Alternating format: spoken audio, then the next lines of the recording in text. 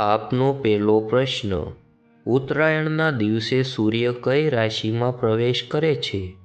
એ. કુંભ, બી. મીન, સી. મકર, ડી. મેષ.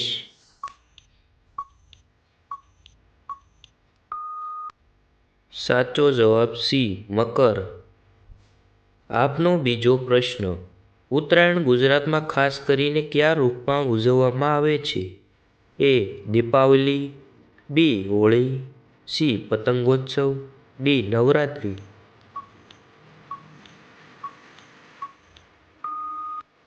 સાચો જવાબ સી. પતંગોત્સવ. આપનો ત્રીજો પ્રશ્ન, મકર સંક્રાંતિને બીજે કયા નામે ઓળખવામાં આવે છે? એ. ઉત્તરાયણ, બી. ધૂળેટી, સી. હોળિકા, ડી. રક્ષાબંધન.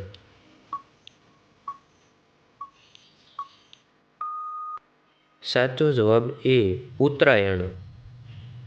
આપનો ચોથો પ્રશ્ન, મકર સંક્રાંતિએ કઈ વાનગી ખાસ બનાવવામાં આવે છે?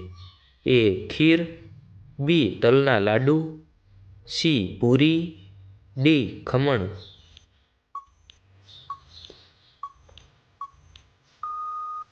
સાચો જવાબ બી. તલના લાડુ. આપનો પાંચમો પ્રશ્ન, મકર સંક્રાંતિથી કઈ ગતિ શરૂ થાય છે? એ. ચંદ્રની, બી. પૃથ્વીની, સી. સૂર્ય ઉત્તર દિશામાં ગતિ, ડી. પવનની.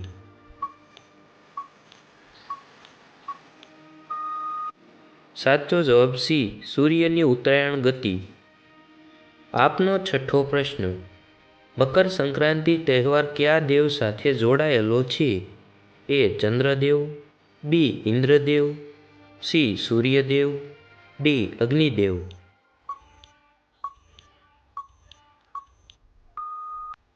સાચો જવાબ સી. સૂર્યદેવ. આપનો સાતમો પ્રશ્ન, મકર સંક્રાંતિના દિવસે કઈ વસ્તુનું દાન કરવામાં આવે છે? એ. કપડાં, બી. તલ અને ગોળ, સી. ફળ, ડી. દૂધ.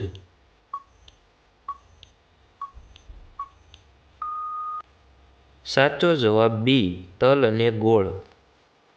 આપનો આઠમો પ્રશ્ન, મકર સંક્રાંતિ કઈ ઋતુની શરૂઆત દર્શાવે છે?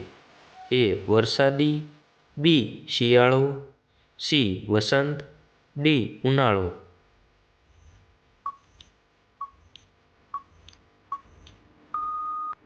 સાચો જવાબ સી. વસંત.